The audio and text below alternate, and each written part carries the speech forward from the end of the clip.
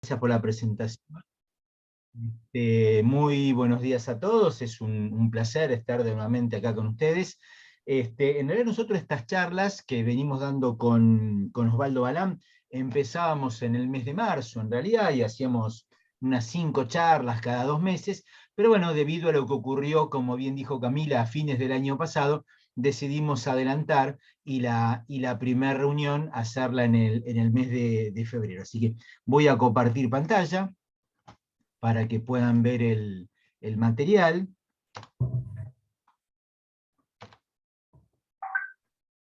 Que acomodo esto y ya estamos.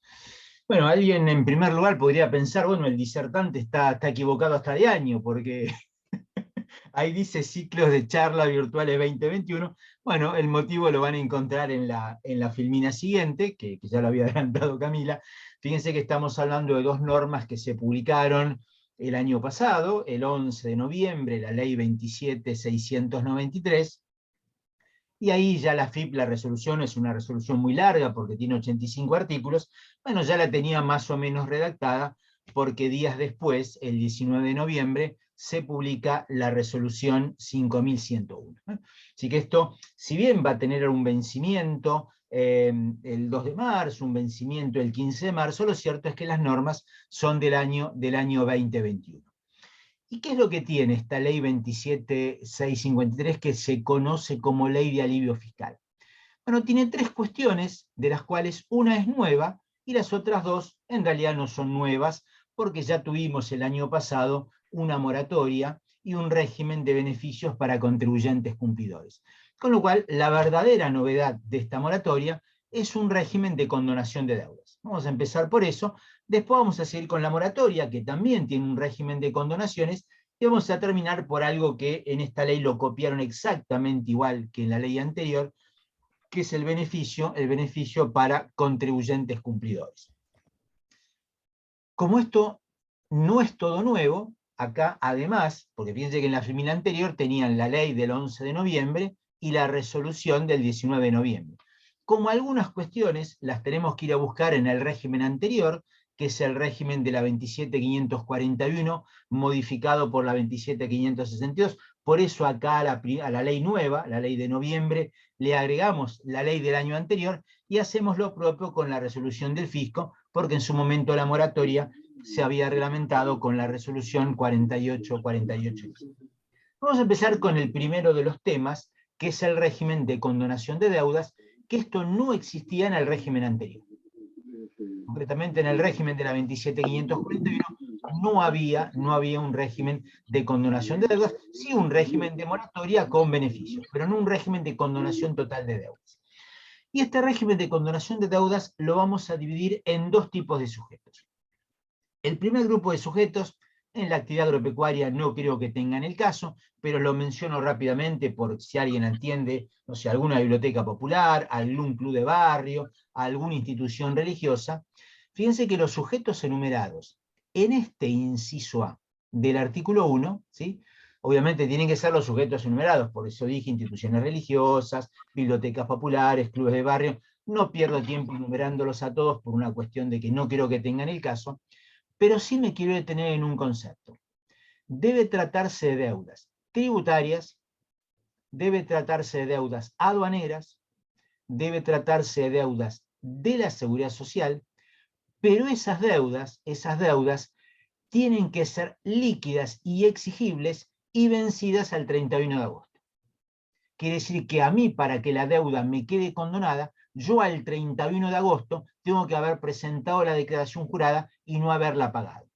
Porque si yo no presenté la declaración jurada, no se trata de una deuda líquida y exigible. Esto es curioso. Está muy claramente explicado en la ley, pero deja fuera un montón de contribuyentes. Por ejemplo, no sé, una biblioteca popular que no haya presentado las declaraciones juradas pertinentes al 31 de agosto porque no tiene deuda líquida y exigible. Y el último concepto, para avanzar a lo que me interesa, que está en la filmina siguiente, es que en este grupo 1, vamos a llamarlas entidades sin fines de lucro, la condonación no tiene tope. Quiere decir que yo puedo tener una deuda de 50.000 pesos, de 100.000 pesos, de 500.000 pesos o de 50 millones de pesos. a estas entidades sin fines de lucro se les condona, el 100% de las deudas. Digo que esto es curioso. Ejemplo, no sé, a ver, alguna biblioteca popular que en los últimos 10 años no haya pagado sus cargas sociales. Bueno, si presentó las declaraciones juradas y no las pagó, bueno, le quedarán condonada el 100% de esas deudas de seguridad social. Pero retiro esto a las entidades del campo, no creo que les interese mucho. Sí, obviamente me quiero detener acá, porque acá sí nos encontramos, también en este artículo 1 de la 27.653, pero en el inciso B, con sujetos más terrenales. ¿Por qué digo sujetos más terrenales? Pues acá nos encontramos, en primer lugar, con micro y pequeñas empresas. Y en segundo lugar, con personas humanas consideradas pequeños contribuyentes, vamos a ver en el artículo 4 de la Resolución General cómo se define a estas personas humanas pequeños contribuyentes. Micro y pequeñas empresas es muy simple, hay una resolución de la Secretaría de MIPYMES que establecen las condiciones, con lo cual vamos a ver en un ratito que yo voy a tener que tener el certificado MIPYME vigente al momento de acogerme al beneficio. Pero sí, acá la novedad va a ser, que lo vamos a explicar con detalle ahora cuando lleguemos al artículo 4 de la resolución, cuál es esta definición, qué persona humana puede ser pequeño contribuyente. Pero cuidado, acá hay una gran diferencia con el inciso anterior. Empieza igual, fíjense, deudas tributarias, deudas aduaneras, deudas de la seguridad social, exactamente igual que en el inciso anterior, tienen que ser también deudas líquidas y exigibles y vencidas al 31 de agosto. Quiere decir que la micro o pequeña empresa o la persona humana tiene que haber presentado su declaración jurada con anterioridad al 31 de agosto, porque si no la deuda no es líquida y exigible. Pero fíjense que acá el gran cambio, la gran diferencia, es que se le pone un monto a estas deudas. Para que las deudas a mí me queden condonadas, la totalidad de las deudas del sujeto no deben superar los 100.000 pesos. Ejemplo, tengo una micro o pequeña empresa que tiene, qué sé yo, deudas de IVA, de ganancias, de bienes personales, de lo que se les ocurra. Cualquier deuda tributaria, aduanera o de la seguridad social. Si la totalidad de las deudas, sin incluir intereses, monto capital, así está diseñado en el sistema pergeñado por la FIP, si mis deudas son de 80.000 pesos me quedan condonadas. Pero si mis deudas superan los 100.000 pesos, por ejemplo 120.000, no quedan condonados. Esto no juega como tope. Si yo supero los 100.000, no entro en este régimen de condonación. Mis deudas las tendré que regularizar en la moratoria. Pero insisto, si bien la cifra no es muy alta, bueno, hoy en la Argentina tenemos micro y pequeñas empresas o personas humanas pequeños contribuyentes que tengan pequeñas deudas, pueden ser de monotributo, pueden ser de autónomos, pueden ser de cualquier impuesto, pueden ser aduaneras o de la seguridad social. Pero repito, tienen que tener este tope de 100.000 pesos en su totalidad. Si mis deudas superan los 100.000, no es que me quedan condonadas hasta 100.000. No me queda condonada ninguna de mis deudas y después entraremos en el segundo régimen, que también lo vamos a desarrollar hoy, que es el régimen de moratoria. Vamos ahora a ver en el artículo 3 de la Resolución General, esto es histórico en las moratorias, pero vamos a repasar aunque sea rápidamente, cuáles son las obligaciones que no estarían incluidas y que no quedarían condonadas, aunque yo no supere los 100.000 pesos. Las enumero rápidamente, porque esto en general, para el que se dedica a la parte tributaria, esto es histórico en las moratorias, pero las enumeramos aunque sea rápidamente. Esto, reitero, proviene del artículo 3 de la Resolución 5101. Primero, todo lo que tiene que ver con ART, asegura del riesgo de trabajo. Todo lo que tiene que ver con aportes y contribuciones de obra social. Lo que tiene que ver con servicio doméstico en su momento, hoy trabajadores de casas particulares. Eso no queda, no entran en el régimen. ¿Sí? Lo que tiene que ver con el seguro de vida obligatorio, los aportes y contribuciones con destino al RENATRE o al RENATEA. Hasta acá esto no es novedoso, era histórico en las moratorias. Acá aparecen dos que los puse subrayados en la filmina, porque esto no era histórico en moratorias anteriores, que es el impuesto a los créditos y débitos bancarios y el impuesto país. Esto no entra en el régimen de condonación de deudas y tampoco entra en el régimen de condonación de deudas, lo que son retenciones y percepciones practicadas y no ingresadas. Esto, repito, lo expliqué rápido, igual les queda la filmina, porque esto, el que se dedica a la parte tributaria, es histórico en las moratorias, son conceptos que nunca se pueden regularizar, y si no se pueden regularizar en moratoria, acá la decisión fue que tampoco entran en el régimen de condonación de deudas. Ahora viene tal vez el artículo más importante en relación con este nuevo régimen. Es un artículo bastante extenso, vamos a verlo algunas cosas medio rápido, otras con mucho más detalle, pero sí hago hincapié que el artículo 4, que es uno de los artículos más extensos de la resolución general, establece cuáles son los requisitos que yo debo cumplir para tener el régimen de condonación de deudas. Obviamente, además de que las deudas sean vencidas al 31 de agosto y sean líquidas y exigibles al 31 de agosto. Eso es condición sine qua non que está en el artículo 1 de la ley. Pero además de eso, ahora viene el fisco y me dice, bueno, pero mire, vea, te tiene que cumplir con estas cuestiones formales. Algunas van a ver que son muy sencillas y otras pueden tener alguna complejidad. Vamos a empezar rápidamente por las más sencillas y voy a seguir, salvo en alguna situación muy puntual, el orden que está en el artículo 4, respetando los incisos. Primer requisito, esto es histórico, tener domicilio fiscal electrónico. Acá no hay ninguna novedad, ninguna sorpresa, ¿no? Yo no tengo domicilio fiscal electrónico, no tengo manera de tramitar este beneficio, porque vamos a ver en un rato que esto no es un beneficio automático, sino que hay que tramitar. Segundo, bueno, esto parte tiene que ver con lo que decía la ley, porque la ley me decía que tenía que tener deudas líquidas y exigibles al 31 de agosto, y para eso tengo que tener presentada la declaración jurada, si no la deuda no es líquida y exigible. Bueno, lo que me aclara acá la resolución general, es que yo tengo que tener presentado la totalidad de las declaraciones juradas determinativas, eso ya lo sabíamos, pero además las informativas.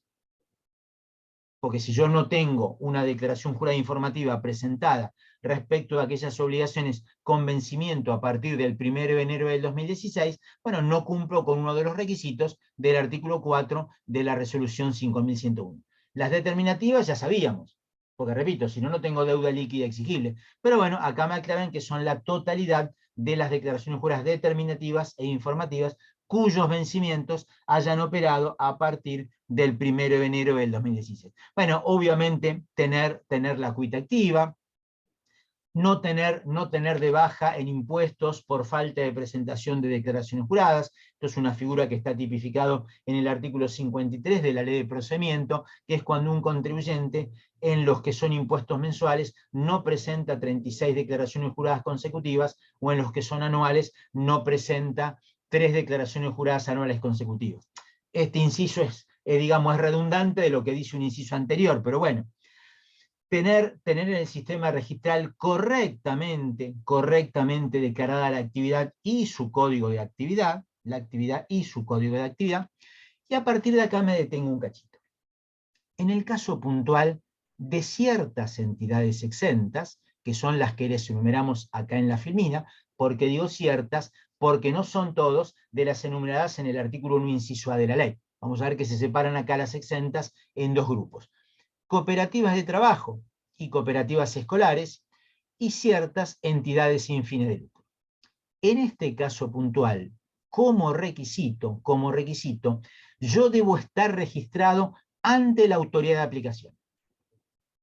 No importa acá la FIP, acá importa, no sé, por ejemplo, soy una biblioteca popular, soy un club de barrio. Para yo tener derecho al régimen de condonación, me tengo que haber inscrito oportunamente en ese registro que lo creó la autoridad de aplicación.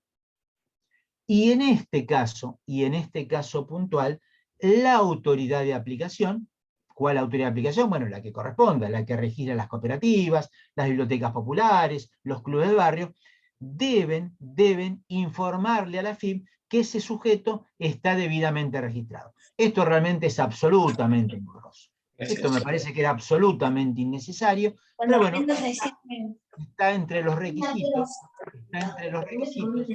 que menciona el inciso G del artículo 4 de la resolución 4501. Ahora van a ver que voy a alterar el orden, porque después del inciso G no viene el inciso J. Bueno, ¿por qué? Por lo que decía recién acá, que las entidades sin fin de lucro las separaron en dos grupos. Por un lado, las cooperativas de trabajo y las cooperativas escolares, estas entidades como entidades sin fines de lucro. El resto de las entidades sin fin de lucro están en el inciso J, que son todas las demás, y acá los requisitos son distintos. Acá el requisito es que esta entidad exenta debe estar debidamente registrada, en este caso, sí, en la Administración Federal de Ingresos Públicos, en los términos del artículo 26, inciso F, de la Ley de Impuesto a las Ganancias, que es la exención tipificada en el artículo 26 para las entidades sin fin de lucro. Y además se le debe informar a la FIP, la actividad desarrollada. Entonces, a ver, vuelvo a la filmina anterior. Tanto en el inciso G como en el inciso J me dicen cuáles son los requisitos formales que deben cumplir estas entidades sin fin de lucro.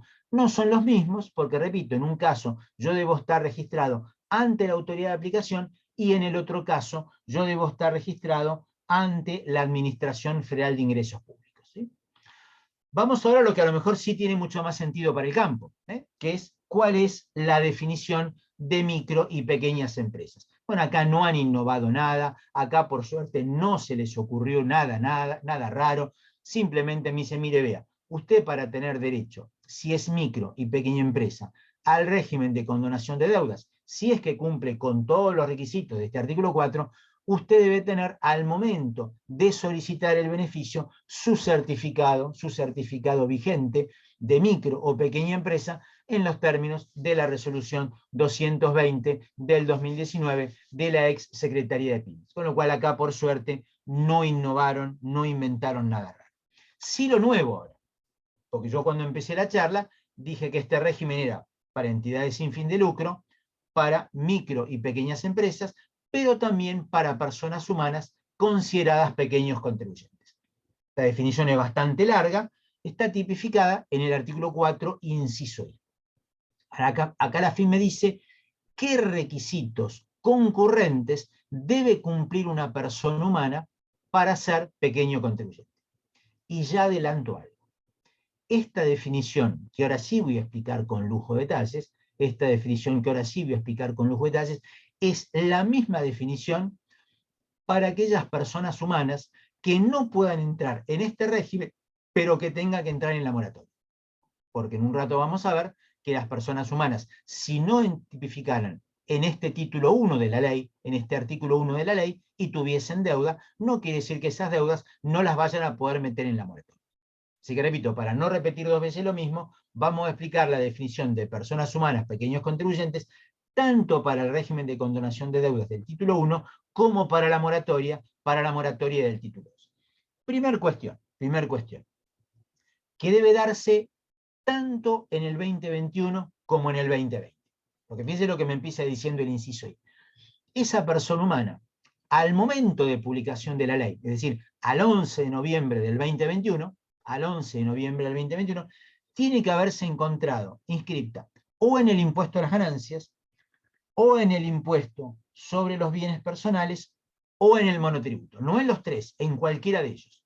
Puede ser solo en ganancias, solo en bienes personales, o solo en monotributo, puede ser en dos de los tres o en los tres. Y eso debe ser así al 11 de noviembre, que es la fecha de publicación, vigencia de la ley. Pero también esa condición se tiene que haber mantenido durante el año 2020. Si durante el año 2020 tuve que haber estado inscrito o en ganancias, o en bienes personales, o en monotributo. Ese es el primer requisito, que si ya no lo cumplo, bueno, no revisto la condición de persona humana pequeño contribuyente. Después ya vienen dos requisitos que tienen que ver con el monto de ingresos por un lado, lo que vamos a ver en esta filmina, y después en la filmina siguiente, con el monto de los bienes que tiene el contribuyente. Así que yo, para ser persona humana pequeño contribuyente, mis ingresos no pueden superar un monto X y mi cantidad de bienes no puede superar un monto X. ¿Cuál es el monto? El monto en realidad no lo inventaron, buscaron una cifra, que es una cifra que no es redonda, que es el monto de la categoría K de monotributo vigente a diciembre del 2020. Es decir, 2.609.240. Yo, para ser persona humana, pequeño contribuyente, mis ingresos no deben superar 2.609.240. La pregunta es, ¿a qué momento? Esto es muy claro, me podrá gustar o no, pero es muy claro en el artículo 4 de la Resolución General 5101. Me dice, bueno, mire, primero, vamos a ver si usted tuvo la obligación de presentar su declaración jurada de ganancias del 2020. Si usted, porque está inscrito en el impuesto a las ganancias, tuvo la obligación de presentar su declaración jurada de ganancia del 2020, bueno, pues vaya a su declaración jurada de ganancia del 2020, pero ojo, tengo que tener en cuenta los ingresos grabados y los ingresos exentos.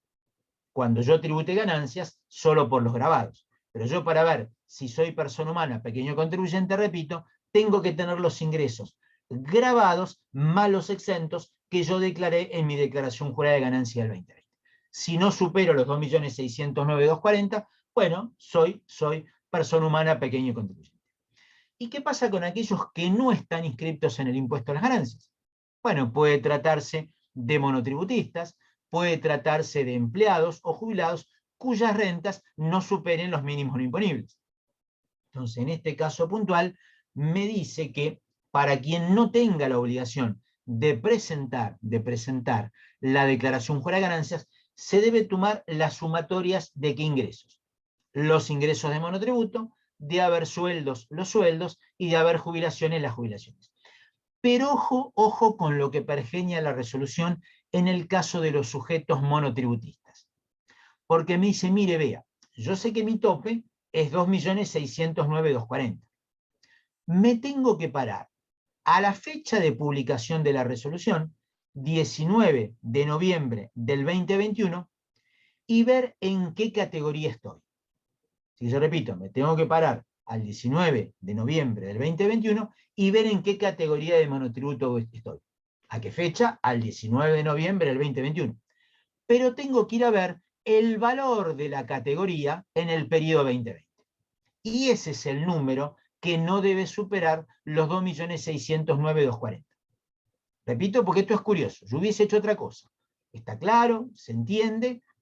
Yo personalmente lo hubiese definido distinto, pero debo reconocer que la resolución, si bien es escabrosa, es muy clara. Me paro al 19 de noviembre del 2021, me fijo en qué categoría estoy y voy a buscar el valor de esa categoría en el 2020. Y eso es lo que no debe superar los 2.609.240. Algunos sujetos con esto se benefician, otros se perjudican, según la categoría del 2021 sea mayor o menor a la del 2020. Y si además tienen remuneraciones, bueno, tendrán que sumar las remuneraciones de enero a diciembre, y si además tienen jubilaciones, tendrán que sumar las jubilaciones de enero a diciembre en ambos casos del 2020.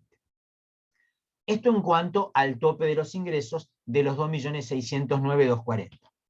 Pasemos ahora a el segundo, que era el tope de los bienes. Bueno, acá yo debo pararme a la foto, 31 de diciembre del 2020, porque el impuesto a los bienes personales se declaran los bienes al 31 de diciembre de cada año, y según lo que yo declaré en mi declaración jurada de bienes personales del 2020, mis bienes del país y del exterior, grabados y exentos, repito, los bienes del país y los bienes del exterior, grabados y exentos, sin considerar el mínimo no imponible, no deben superar el importe de 20 millones de pesos.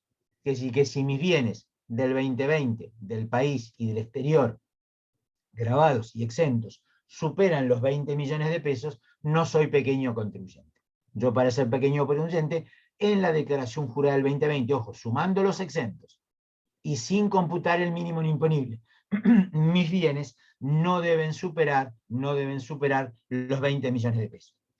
Y además me ponen como condición sine qua non para ser pequeño contribuyente de corresponder tener presentadas las declaraciones juradas de ganancias y de bienes personales del periodo 2020. Y repito, esta definición que acabo de dar de personas humanas, pequeños contribuyentes, es la misma que vamos a utilizar en un ratito para la moratoria. Y para terminar, porque quiero terminar y media en punto con el primer tema, así me queda la moratoria y contribuyente cumplidor en la segunda media hora, ¿cómo debo hacer yo para adherir a este beneficio?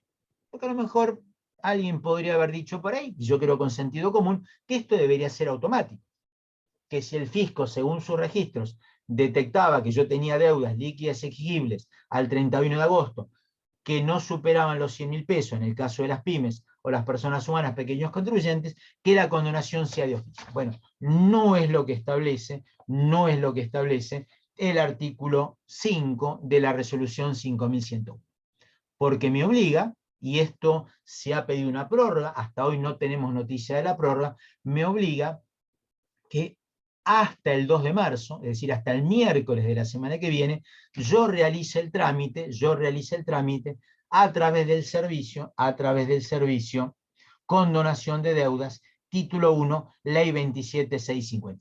Un servicio que ya está disponible desde el año pasado, ¿sí? El tema es que, bueno, el sistema me va a poner a disposición cuáles son las obligaciones que tienen registradas como tales, y esas son las obligaciones que se van a generar a través de un formulario 1006, que es el que yo, repito, voy a tener que presentar hasta el día 2 de marzo. ¿Sí? No sé si es muy feliz que tengamos un vencimiento el primer día hábil del mes de marzo, pero bueno, parados hoy, yo les debo decir que este régimen de condonación de deudas está venciendo porque así lo establece el artículo 5 de la resolución 5101 el día 2 de marzo. Vamos ahora al tema de la moratoria. Y acá sí, no nos vamos a encontrar con nada nuevo, salvo alguna pequeña sutileza, porque fíjense lo que dice el artículo 5 de la ley 27.653, que en realidad se resucita, entre comillas, no dice obviamente la ley resucita, dice se amplía la moratoria del año pasado, es decir, la moratoria de la ley 27.541. Con lo cual, salvo algunas pequeñas sutilezas, que después vamos a ver cuáles son, bueno, nos encontramos con la moratoria que ya conocimos. Obviamente se corre el eje de tiempo, porque las deudas que yo voy a poder incluir en esta moratoria son aquellas que hayan vencido hasta el 31 de agosto,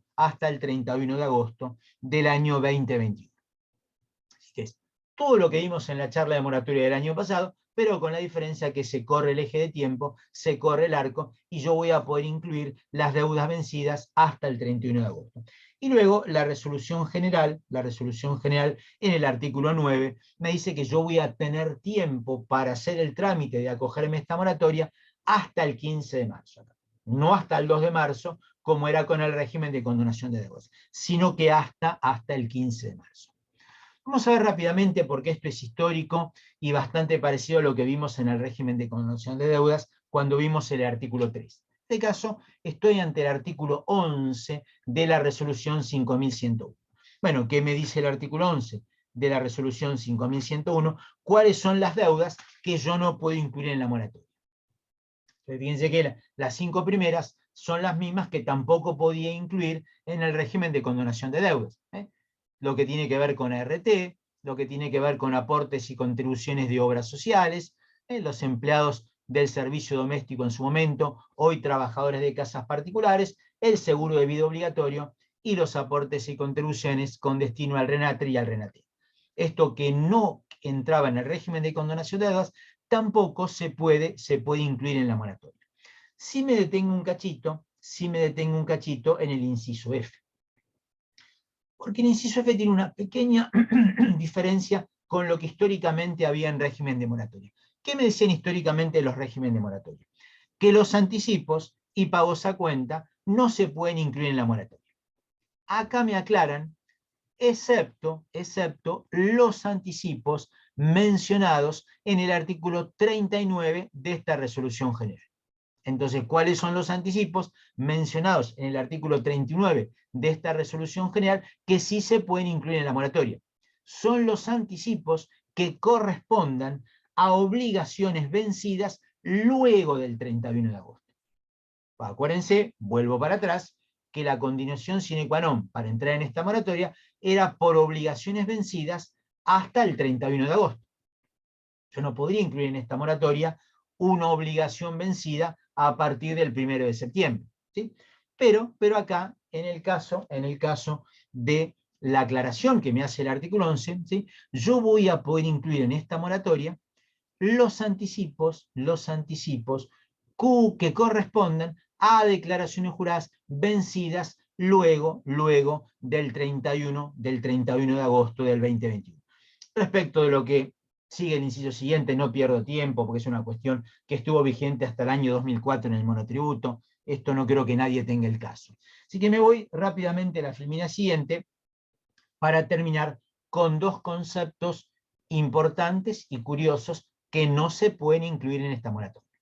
Dos conceptos importantes y curiosos que no se pueden... Acá, bueno, hay cuatro, pero yo me quiero detener en dos fundamentalmente. ¿Sí? Bueno, el primero fue la vedette del año pasado.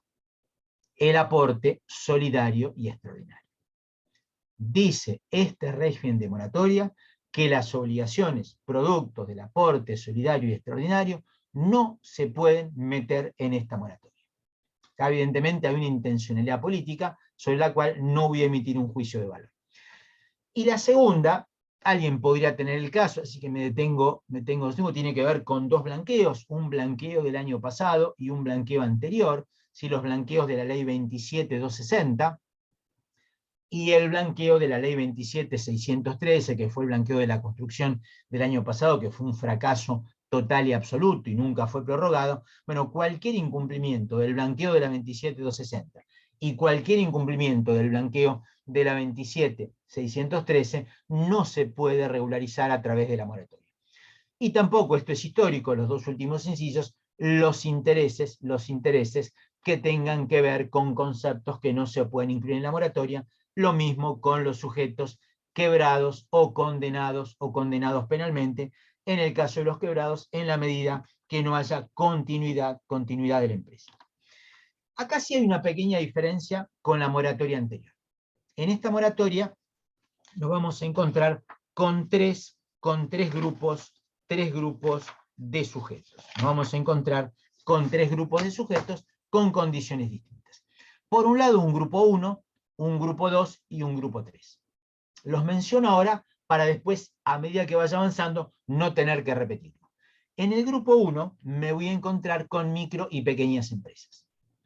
En el grupo 1 me voy a encontrar justamente, por eso lo expliqué con detalle, con personas humanas consideradas pequeños contribuyentes según el artículo 4, inciso I de la resolución 5101. Es decir, aquellas personas humanas o aquellas micro o pequeñas empresas que no hayan podido utilizar el beneficio de condonación de deudas del título 1. Bueno, podrán ingresar a la moratoria.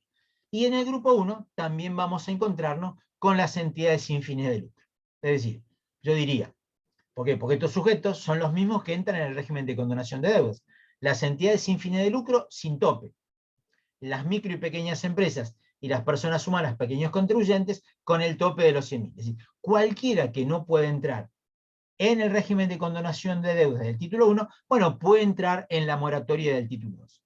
¿Sí? Por eso yo, grupo 1, entonces repito, micro y pequeñas empresas, personas humanas considerados pequeños contribuyentes y entidades sin fines de lucro. Grupo 2 es distinto. Si también soy pyme y voy a necesitar certificado de pyme. Acá hablamos, dentro de lo que es pymes, medianas empresas tramo 1 y medianas empresas tramo 2. Y en el grupo D es fácil, por descarte, todos los demás. Es decir, los que no tipifiquen en el grupo 1, los que no tipifiquen en el grupo 2, por descarte se van al grupo 3. Cuando la moratoria del año pasado tenía grupo 1 y grupo 2. Acá nos encontramos con grupo 1, grupo 2 y grupo 3. Y otra condición es que acá nos vamos a encontrar con dos moratorias distintas. Una tipificada en el artículo 6 y 7 de la ley, perdón, 5 y 6 de la ley, y otra en el 7 y 8 de la ley. Una moratoria para sujetos que no se encuentren bajo fiscalización y otra moratoria distinta, con mejores condiciones para los sujetos que sí se encuentren bajo fiscalización. Esto es otra novedad que no estaba en la 27.541. Entonces, tres grupos de sujetos y dos moratorias distintas. Vamos a empezar por la primera moratoria, que son los sujetos que no se encuentren bajo fiscalización. Y fíjense que acá estaba explicando por orden y fui a parar al artículo 48 de la resolución 5101. Bueno, ¿por qué? Porque acá tengo que aplicar en esta moratoria algo que venía de la moratoria anterior. Ciertos sujetos, vuelvo a la filmina anterior, grupo 1, lo que voy a explicar no corresponde. Grupo 2, lo que voy a explicar no corresponde. Lo que voy a explicar ahora solo corresponde para los sujetos del grupo 3. Igual que en la moratoria del año pasado, estos sujetos por descarte del grupo 3, si tienen activos financieros en el exterior, para poder ingresar a esta moratoria, van a tener que cumplir con los requisitos del artículo 8 y 59 de la resolución 4816, que reglamenta el artículo 8 de la vieja moratoria 27541. Obviamente con el arco corrido, porque yo voy a tener que determinar la existencia y la evaluación de los activos financieros del exterior al 11 de noviembre del 2021. Y luego el plazo que yo voy a tener para hacer la repatriación van a ser 60 días corridos, a partir del 15 de marzo del 2022. Pero esto repito, vuelvo a la filmina anterior. El tema de la repatriación no es ni para micro, pequeñas empresas, ni para personas humanas considerados pequeños contribuyentes, ni para medianas empresas tramo 1 y tramo 2, y obviamente tampoco para entidades sin fin de lucro. Solamente para los sujetos del grupo 3, los de descarte, los residuales.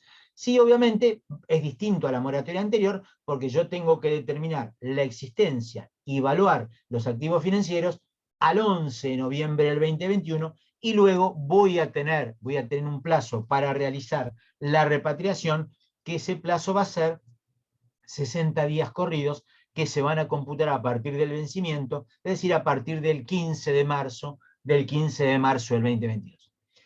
También, repasando las viejas normas de la moratoria anterior, que hice mención recién en la filmina anterior, que eran los artículos 8 y 59 de la 4816, bueno, con los fondos repatriados, yo voy a tener que mantener las inversiones por 24 meses, y esos 24 meses se van a computar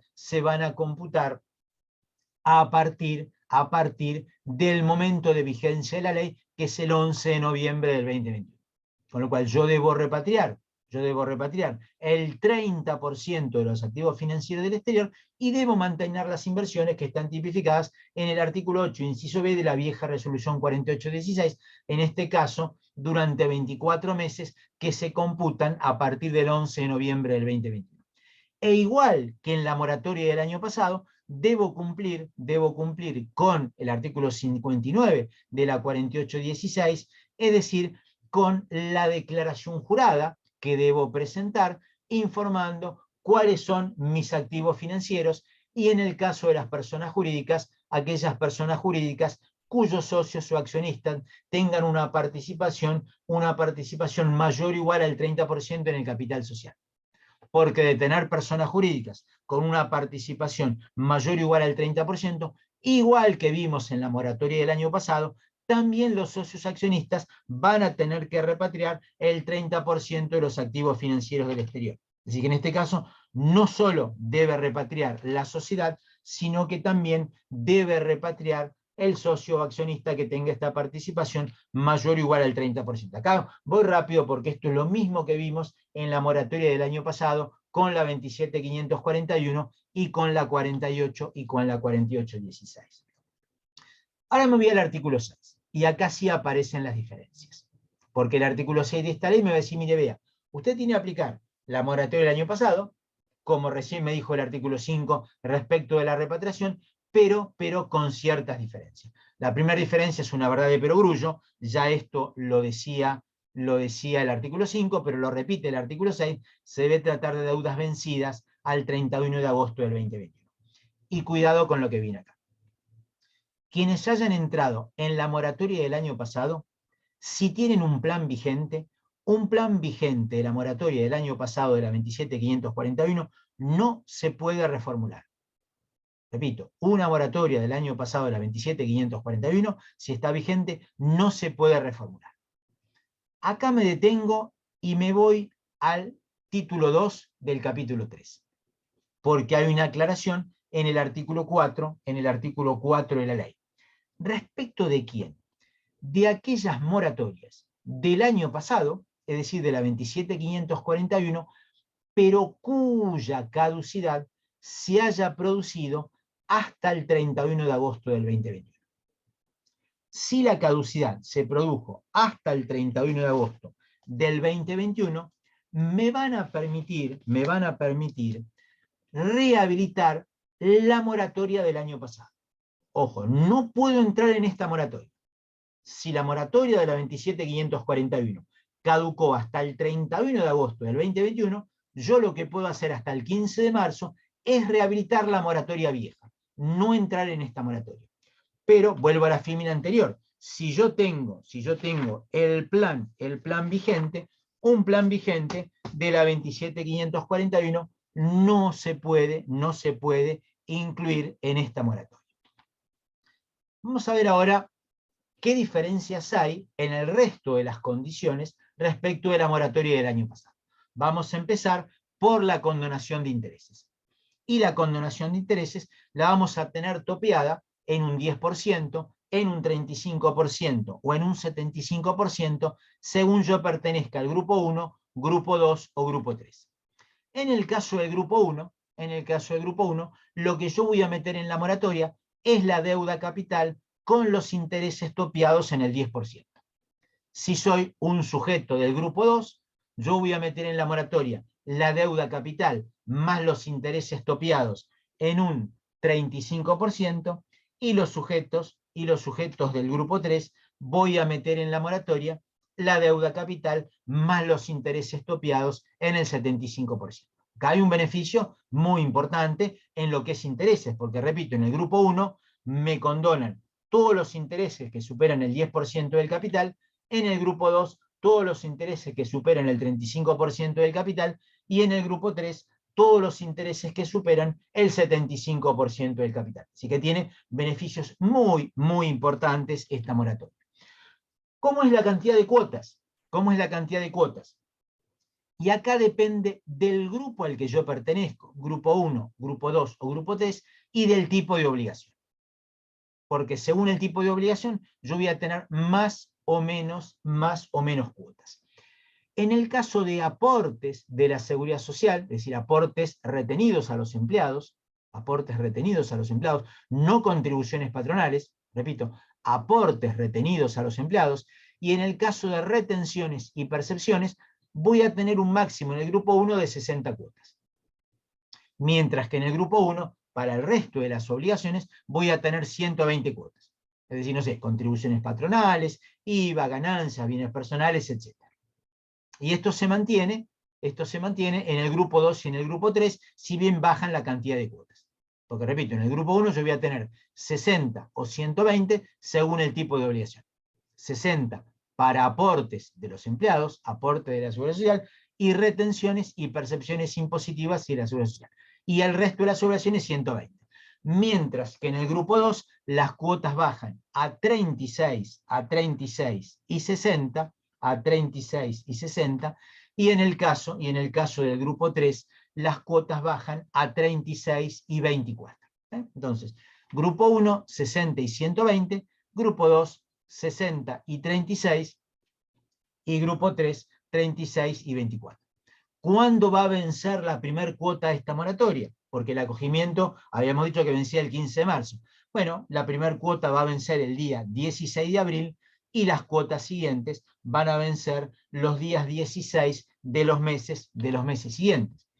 ¿Tenemos pago a cuenta? Bueno, no siempre tenemos pago a cuenta, porque el pago a cuenta va a depender del tipo de sujeto, pero acá no es por grupo 1, grupo 2 y grupo 3. Es decir, las pequeñas y medianas empresas tramo 1 van a tener un pago a cuenta del 1%. Las medianas empresas tramo 2 van a tener un pago a cuenta del 2%. Y los sujetos del grupo 3, acá sí los menciono, los sujetos del grupo 3, un pago a cuenta del 4%. Quiere decir entonces que las microempresas no tienen pago a cuenta, las personas humanas pequeños contribuyentes no tienen pago a cuenta y las entidades sin fines de lucro no tienen pago a cuenta. Repito, el pago a cuenta es solamente para los sujetos enumerados en el artículo 23, inciso A de la resolución general. Que repito, medianas empresas tramo 1 y pequeñas 1%, medianas empresas tramo 2, 2%, y los sujetos del grupo 3 4% de pago a cuenta. Los demás no tienen pago a cuenta. ¿Cómo es la tasa de financiación? Acá sí está dividido grupo 1, grupo 2 y grupo 3. En el caso del grupo 1, la tasa de financiación en principio para las cuotas que venzan entre abril de este año y marzo del 2023, porque dijimos que la cuota 1 vencía el 16 de abril, ¿sí? Para las cuotas que venzan entre abril del 2022 y marzo del 2023, la tasa es del 1,50%. Y a partir de las cuotas con vencimiento en abril del 2023, tenemos una tasa variable, la tasa Badlar en pesos de bancos privados. Mientras que los sujetos del grupo 2 van a tener un interés de financiación del 2%, pero cuidado que es para menos cantidad de cuotas, porque son para las cuotas que van a vencer entre abril de este año y septiembre del 2022. Y para los sujetos del grupo 4, la tasa de financiación es del 3%, para las cuotas con vencimiento entre abril y septiembre del 2022. Es decir, vuelvo un cachito para atrás. Para los sujetos del grupo 1, tengo cuotas con tasa fija desde abril de este año a marzo del año que viene. Mientras que para los sujetos del grupo 2 y del grupo 3, tengo un interés fijo para las cuotas que vencen entre abril y entre octubre. Lo que pasa acá, según sea grupo 2 o grupo 3, del 2%, la alícuota sube al 3%. Y después, en todos los casos, cuando ya la tasa es variable, tanto en el grupo 1 como en el grupo 2 y en el grupo 3, va a ser la tasa Badlar en pesos de bancos privados. Bueno, para terminar con la moratoria, ¿sí? Así me quedan unos 10 minutitos para el beneficio de contribuyentes cumplidor, que es exactamente igual que el del año pasado. Vamos a detenernos 2 segundos acá en las mismas maldades. Esto no es nuevo, pero lo quiero mencionar porque son maldades muy importantes, en las maldades que tienen que ver con la caducidad. Las maldades que tienen que ver, repito, con la caducidad. Vamos a empezar por los sujetos del grupo 3 nada más. Esta causal de caducidad no es para los sujetos del grupo 1 y no es para los sujetos del grupo 2, solo para los sujetos del grupo 3. No es nueva porque ya estaba tipificada en el artículo 13.66 de la vieja moratoria, la 27.541. Es decir, la prohibición de acceder al mercado único y libre de cambios para realizar pagos a sujetos vinculados del exterior. Y esto por 24 meses que se miden a partir del 11 de noviembre del 2021. Esto es la misma maldad que estaba en la moratoria del año pasado. En esta moratoria también está, pero ojo, solo para los sujetos del grupo 3. Y también solo para los sujetos del grupo 3, también la prohibición de realizar venta de títulos valores con liquidación en moneda extranjera. Y también la prohibición de transferir títulos valores al exterior, también por 24 meses, que en este caso se miden desde la publicación de la ley 11 de noviembre del 2021. Esto, cuidado, estas dos maldades no resultan de aplicación para el grupo 1 y para el grupo 2. Solamente para los sujetos del grupo 3. Pero repito, esto no es nuevo, ya estábamos acostumbrados porque esto estaba tipificado en el artículo 13 3.66 de la 27.541, y esto lo levanta el artículo 6, inciso F, de la 27.653. Cuidado con lo que viene acá. Cuidado con lo que viene acá. Porque esta causal de caducidad es para todos los sujetos. Para los sujetos del grupo 1, para los sujetos del grupo 2 y para los sujetos del grupo 3. Y es la prohibición de transferencia al exterior de activos financieros, también por 24 meses, que se miden a partir del 11 de noviembre, y acá, cuidado, la compra de activos financieros en el exterior. Esto es una locura total. La misma locura que estaba tipificada en el artículo 13.67 de la 27.540. Pero cualquier sujeto del grupo 1, del grupo 2 o del grupo 3, si entra en la moratoria, tiene que saber que por 24 meses, que se computan a partir del 11 de noviembre del 2021, no puede transferir activos financieros al exterior y no puede comprar activos financieros al exterior. E igual que en la moratoria del año pasado, esta prohibición se hace extensivo, en el caso de las personas jurídicas, a los socios accionistas que tengan una participación en el capital mayor o igual al 30%. Es una locura total, pero bueno, no es una locura nueva, ya estaba en la moratoria del año pasado. Vamos ahora rápidamente a la segunda moratoria. Esta segunda moratoria era para los sujetos que se encuentran bajo fiscalización, porque lo que yo expliqué hasta recién era para los sujetos que no se encontraban bajo fiscalización, artículos 5 y 6 de la ley. Ahora estoy en los artículos 7 y 8 de la ley. También, obviamente, esta moratoria vence el 15 de marzo, es por obligaciones vencidas al 31 de agosto, pero para sujetos que se encuentren bajo fiscalización. Y los sujetos que se encuentren bajo fiscalización tienen mejores condiciones. Porque fíjense, en el grupo 1, en lugar de 60 y 20 cuotas, son 96 o 120 cuotas. Después todas las condiciones son iguales, pero me mejoran el tope de las 60 cuotas, me lo elevan a 96. En el caso del grupo 2, las cuotas que estaban topeadas en 36 y 60 me las elevan a 72 y 96 cuotas, y en el caso del grupo 3, las cuotas que estaban topeadas en 24 y en 36 me las elevan a 48 y a 72. Por lo cual, es la misma moratoria, pero con más cantidad de cuotas. La misma moratoria, repito, pero con más cantidad de cuotas. Lo mismo ocurre con la condonación de intereses. ¿Por qué digo esto? Porque los sujetos del grupo 1 van a tener los intereses topeados en el 10%. Acá no hay diferencia. Pero en los sujetos del grupo 2 sí hay diferencia, porque van a tener los intereses topeados en un 20% en lugar de un 35%, y en los sujetos del grupo 3 van a tener los intereses topeados en un 40%, en lugar del 75%.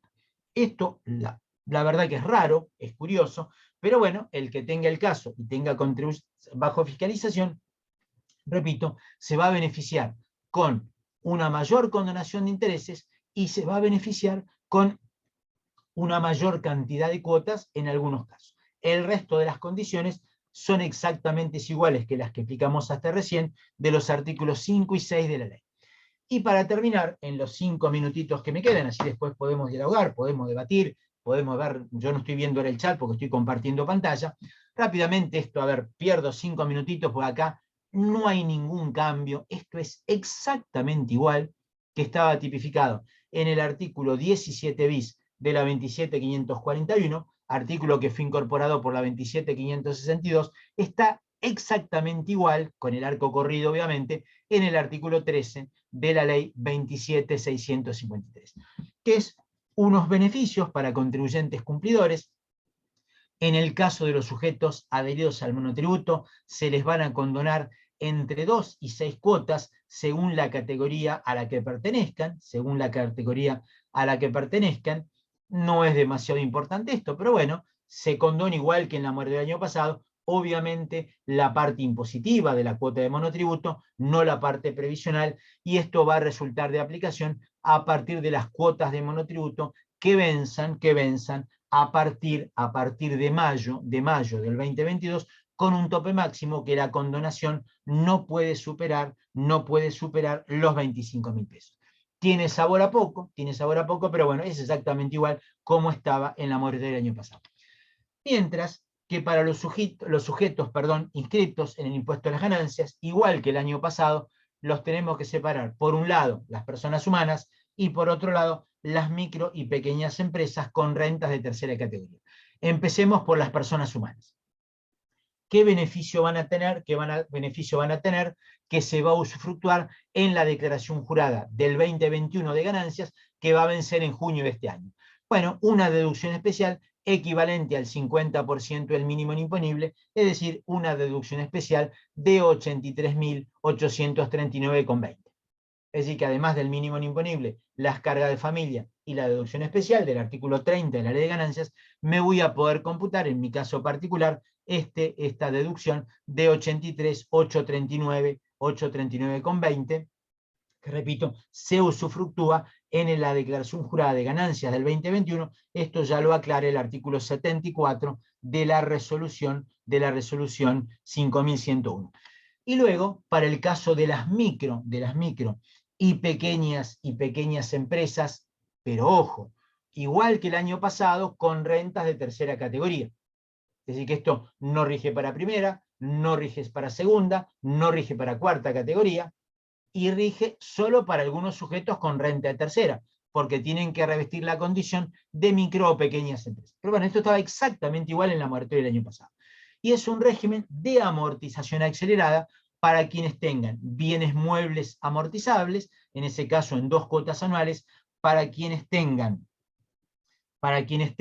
bienes muebles amortizables importados, en este caso en 3 cuotas, y para quienes tengan inversiones en obras de infraestructura, en este caso en el 50%, de la vida. Ya estoy sobre las 10, les robo un minutito nada más, así cerramos el tema y vamos a la charla y al debate.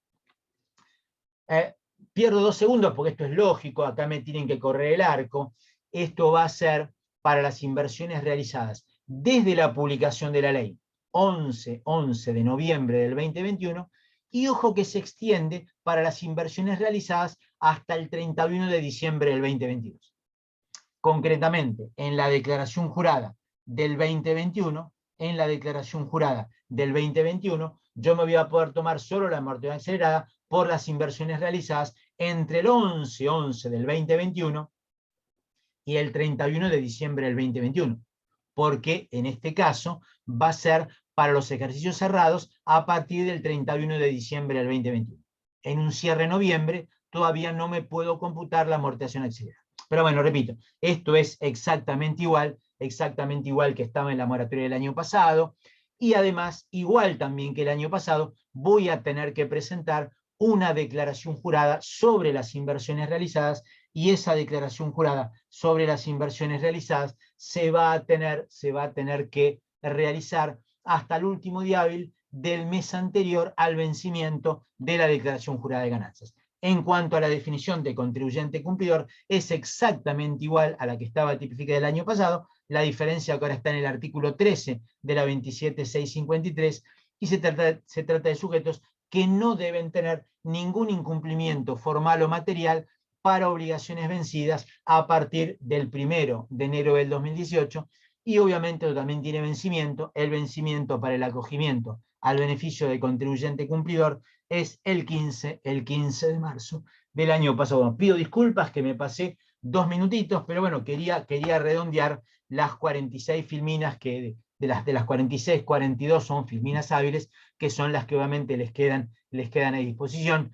Así que bueno, ahora no sé, Camila, escucho opiniones, preguntas, reflexiones, menos insultos, lo que tengan ganas, la cantidad. Esperen que voy a dejar de compartir pantalla, así, bueno, somos 45 los que estamos conectados, a ver si no estoy viendo mal, somos 45, así que bueno, no sé, decime cómo seguimos, Camila. Gracias, Oscar, muchas gracias, muy claro todo lo que volcaste. Vamos a esperar un poquito, a ver, ahí ya aparece ahí aparece la primera pregunta. Muy buena la exposición. ¿Se sabe si se va a prorrogar la moratoria? Bueno, a ver, esto ya fue planteado por la Federación Argentina de Consejos Profesionales. después también fue planteado por distintos consejos profesionales en forma individual, fue planteado por la Federación de Colegios Profesionales. A ver, yo si debo usar no mi sabiduría, sino mi vejez, ya soy un señor mayor de 64 años de edad, les diría que históricamente siempre se han prorrogado. Pero bueno, no, qué sé yo, siempre puede haber una primera vez. Así que yo diría, bueno, no lo dejen para el 14 de marzo. Acá el problema no es lo del 14 de marzo, a lo mejor el título 1 que vence el 2 de marzo. Bueno, la versión oficial, yo hoy desde la Federación Argentina de Consejos Profesionales no la tengo. Sí les puedo decir que el pedido fue hecho, fue cursado a la señora administradora federal. Bueno, estamos en la dulce espera. A ver si esto vence el 2 de marzo y el 15 de marzo. Esperemos que sí, que se prorrogue. Bien, esperamos si entra alguna otra pregunta. Aprovecho para contarles que la presentación va a estar disponible, la piden por email a info@mutualdan.com.ar y se las hacemos llegar. Y aprovecho para contarles que la próxima charla del módulo de impuestos va a ser el 16 de marzo, esta vez a cargo del contador Balán. Ahí vamos a estar otra vez con los temas de actualidad y algún tip respecto de planificación fiscal. Ahí viene otra pregunta. ¿Se sabe si hay alguna restricción por la compra de dólares, si obtenés beneficio por contribuyente cumplidor? No, Juan, no les des ideas, a ver si todavía antes del vencimiento lo establece. Brillante esa pregunta, muy bien. Eso no se les ocurrió. No puede hacer operaciones de contado con liqui, pero no hay ningún inconveniente en adquirir esa cifra millonaria de $200 que podemos adquirir. Ojo, no operaciones de contado con liqui. Acuérdense la famosa causal de caducidad del artículo 1367 de la 27541, que era de aplicación para los sujetos del grupo 1, del grupo 2 y del grupo 2. Pero no, comprar dólares en el mercado oficial no hay ningún problema. No me refiero al paralelo porque es un mercado donde estoy cometiendo un delito penal cambiario, con lo cual imagino que el colega no se refería a eso. Juan, que te preguntó respecto de si la pueden posponer, dice que lo que pasa es que AFIP está presionando a los contribuyentes vía fiscalizaciones, requerimientos electrónicos, los cuales están Claro, todavía y no hay sí. tiempo para La trabajarlo. FIP está full con fiscalizaciones, exactamente, la FIP está full con fiscalización. Pasa que, a ver, bueno, ¿por qué esto es de mal? Voy a hacer una reflexión casi de mal gusto y casi política. A ver, esto no tendría que haberse publicado un 11 de noviembre y un 19 de noviembre.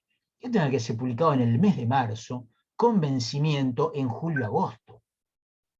Porque parece que nuestros excelentísimos legisladores no saben que muchos tenemos la mala costumbre en enero y febrero de tomarnos vacaciones. Y diciembre es un mes medio muerto para explicarle a un contribuyente que hay una moratoria. Entonces no está esperando en diciembre que yo le vaya a decir que hay una moratoria, está esperando otro tipo de noticias. Sí, es de mal gusto, pero bueno, lamentablemente esta ley se publicó el 11 de noviembre, se reglamentó el 19 de noviembre, y los funcionarios, ¿qué te dicen, sotoboche? Y pero tuviste un montón de tiempo. Sí, claro, pero esto fue un poco feliz, yo creo que esto debe haberse publicado febrero-marzo, con vencimiento, fines del primer semestre, principio del segundo semestre, para que sea un éxito. Bueno, esperaremos, qué sé yo, lamentablemente. A ver, los que tienen alguna edad saben que siempre ha habido prórrogas. Esperemos que yo no los esté ilusionando y esta sea la primera vez en los últimos 30 años que no haya prórroga en esta moratoria. Sandra vuelve sobre el tema de los dólares y pregunta específicamente sobre el dólar MEP. No, dólar MEP no hay problema, no puedo hacer operaciones de contado con liqui a través de títulos públicos, ¿no? Bien. No lo digan en voz alta, a ver si todavía a alguien se le ocurre. Sí, a ver, las restricciones que hubo por todo lo que es repro, acá estas restricciones, por suerte, no estaban en la moratoria de la 27541 y tampoco están en la moratoria de esta ley 27653. Bien. Insisto, próxima charla de impuestos 16 de marzo. Y aprovecho para pasarles un dato. Vamos a hacer una el 31 de marzo sobre seguridad informática. Esto es cómo proteger nuestro WhatsApp, nuestras redes sociales, ante algunos eventos que se produjeron y que, bueno, todos somos carne de cañón para eso. Así que les vamos a estar haciendo llegar la invitación. Nos parece un tema súper importante y de actualidad, para cuidarnos un poquito de este mundo virtual. en el que nadamos sin muchas precauciones. Acá Juan dice, no queda claro lo de los dólares, si compro dólares en la Está muy bolsa. bien, vámonos, a ver, vamos a ir puntualmente a ver. Después lo buscan esto, les digo el número de filmina. Van a la filmina 33 y la filmina 34. Vámonos. Acá la noticia es tan buena que les llama la atención. A ver. Sujetos del grupo 3. Ojo, lo que voy a decir ahora, solo para sujetos del grupo 3. No para sujetos del grupo 1, no sujetos del grupo 2. ¿Sí? ¿Dónde está esto? En la filmina 33, es el artículo 13.66 de la 27541. ¿Qué es lo que no puedo hacer? Primero, venta de títulos valores con liquidación en moneda extranjera o transferencia de títulos valores al exterior. Esto es lo que no puedo hacer, pero ojo, solo para los sujetos del grupo 3. En ningún momento me hablan de dólar MEP o me hablan de compraventa de dólares en el mercado único y libre de cambios. Pero ojo, esta causal a una pyme no le importa, a una persona humana pequeño contribuyente no le importa. Ahora, cuidado con lo que viene acá, que nadie me lo preguntó, y esto yo creo que es lo más grave. Esto está en la filmina 34 y es el punto 67 del artículo 13 de la 27541. Vamos a poner un ejemplo para que entiendan la gravedad de esto. Vamos a suponer que yo tengo una cuenta a la vista en pesos o en dólares en la Argentina y una cuenta a la vista en pesos en dólares en Montevideo o en Las Vegas o en Japón o donde se les ocurra. ¿Dónde se les ocurra? ¿Qué dice la ley respecto de todos los sujetos? Los del grupo 1, los del grupo 2 y los del grupo 3. Primero, que no se puede transferir activos financieros al exterior. Bueno, ponele. No puedo transferir obligaciones negociables al exterior. No puedo transferir títulos públicos al exterior. Ponele. Esto, como dirían los chicos, me lo banco de alguna manera. Pero luego dice, me prohíben la compra de activos financieros en el exterior. Esto es una locura. Tengo que tener inmovilizado mi moneda extranjera en una cuenta a la vista en el exterior durante 24 meses. Porque si yo en el exterior compro títulos públicos, pierdo la moratoria. Si yo en el exterior invierto en fondos comunes de inversión, pierdo la moratoria. Cualquier compra de un activo financiero en el exterior con dinero que tengo en una cuenta a la vista en el exterior, me hace perder la moratoria. No me hace perder la moratoria comprar dólares en el mercado oficial, salvo los sujetos del grupo 3, si realizaran la operación de dólares a través de una operación de contado con liqui. No sé si ahora fui más claro, Juan.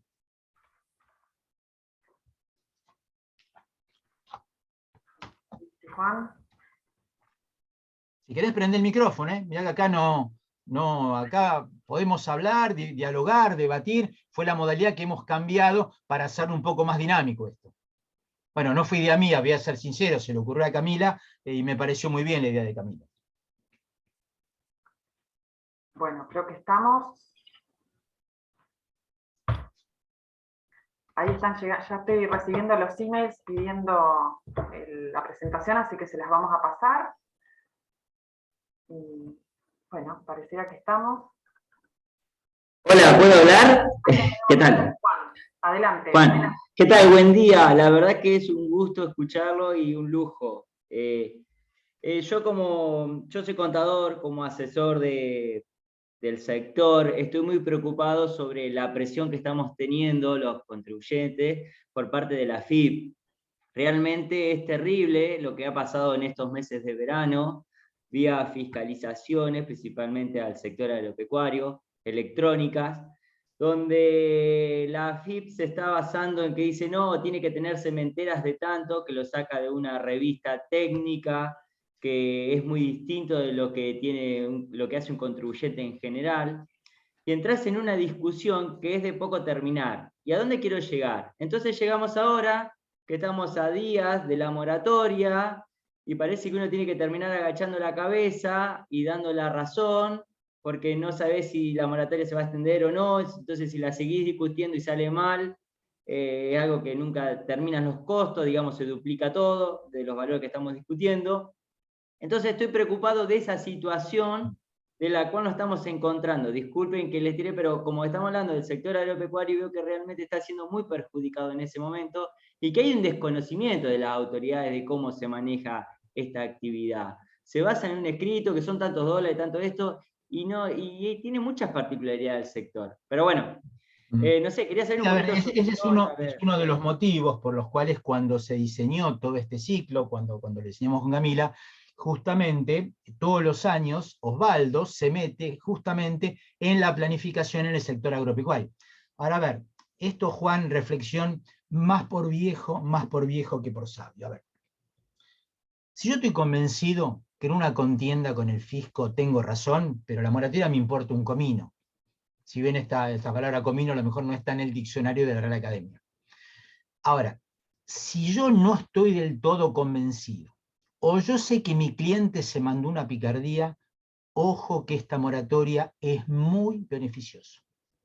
Condonación total de sanciones, igual que la del año pasado, tanto administrativas, multas ley 11.683, como régimen penal tributario, los topes de intereses que vimos, que son mayores para los sujetos bajo fiscalización, y la cantidad de cuotas, que en algunos casos son mayores. Con lo cual, a ver, ¿qué te diría, Juan? Si yo sé con mi cliente que se mandó alguna picardía y se lo vine avisando, bueno, utilicen la moratoria. Si yo estoy convencido que yo declaré como corresponde, no tengo por qué meterme en la moratoria y aceptar ningún tipo de ajuste por inspección. Por supuesto que esto después es tiempo del contador, de atender una inspección, de contestar una vista, de defenderse una determinación de oficio. Sí, a lo mejor eso es la injusticia cuando en definitiva uno tiene meses para laburar y el fisco tiene los 5 años de la prescripción para venirme a buscar. Claro que esto, por supuesto, es injusto, porque tal ley se publicó en noviembre y vence en marzo, mientras que el fisco, en principio, tiene 5 años para venirme a buscar. En cuanto a la planificación, en el tema agropecuario, quédate tranquilo, Juan, que esto vamos a volver, bueno, no yo precisamente, pero sí Osvaldo va a volver por el tema, ya está coordinado esto, ya está coordinado, sí es un sector muy particular, con complicaciones, que muchas veces los funcionarios, por supuesto, no lo tienen claro, sí, claro, correcto. Así que agradezco tu reflexión, Juan, muy atinada. Ay, te agradece. Bueno, ahora sí estamos en condiciones de cerrar, entonces. Les mandamos Bueno, un abrazo enorme a todos, gracias por sumarse y nos estamos viendo en breve. Gracias. bueno, cuídense mucho, abrazo enorme y muchas gracias por la invitación. Yo creo que ustedes los estoy viendo allá por el mes de mayo, si no tengo mala memoria. Bien. Bueno, que sigan muy bien y un abrazo enorme para todos. Gracias, cariños.